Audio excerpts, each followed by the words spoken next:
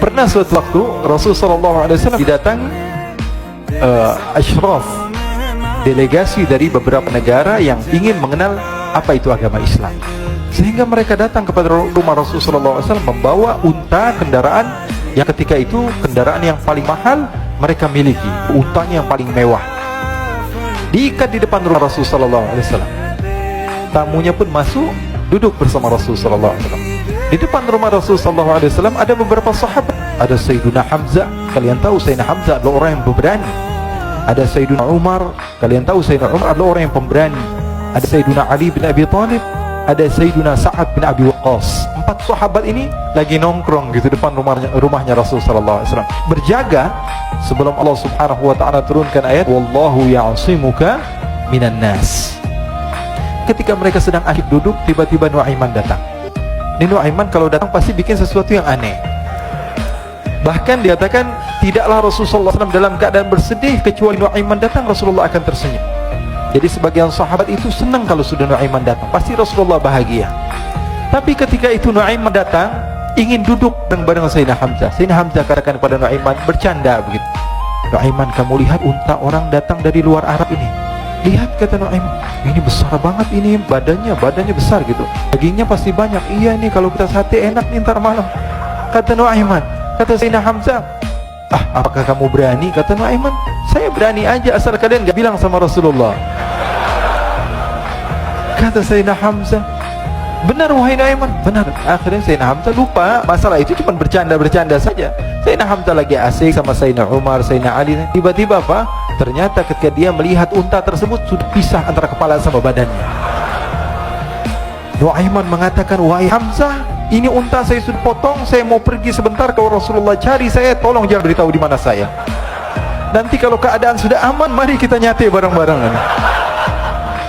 Ini ada yang seperti itu di zaman Rasulullah SAW. Maka dia pun berlari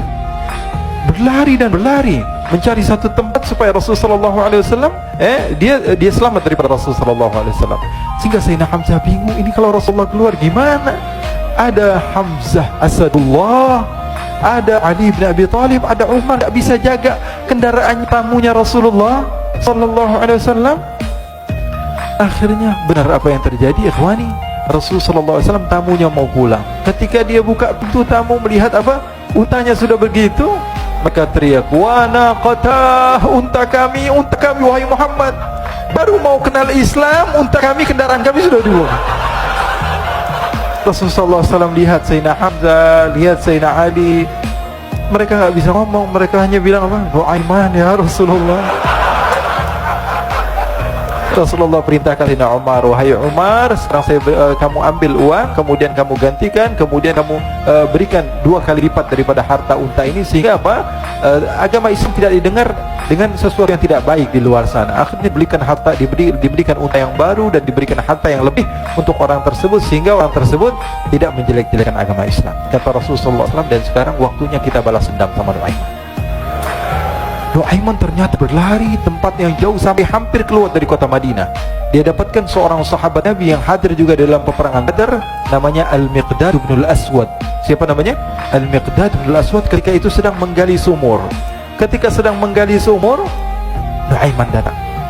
Nuaiman katakan kepada Miqdad, wahai Miqdad, wahai sahabat Rasul, kamu orang yang hadir dalam peperangan Badar, kamu adalah orang yang hebat. Dipuji-puji sama Nuaiman. Ada maunya ini. Akhirnya dia bilang, wahai Miqdad, tolong saya. Kenapa wahai Nuaiman, kamu ini kekasihnya Rasulullah, orang yang disayang sama Rasulullah. Kenapa? Saya ini sedang dikejar-kejar orang jahat.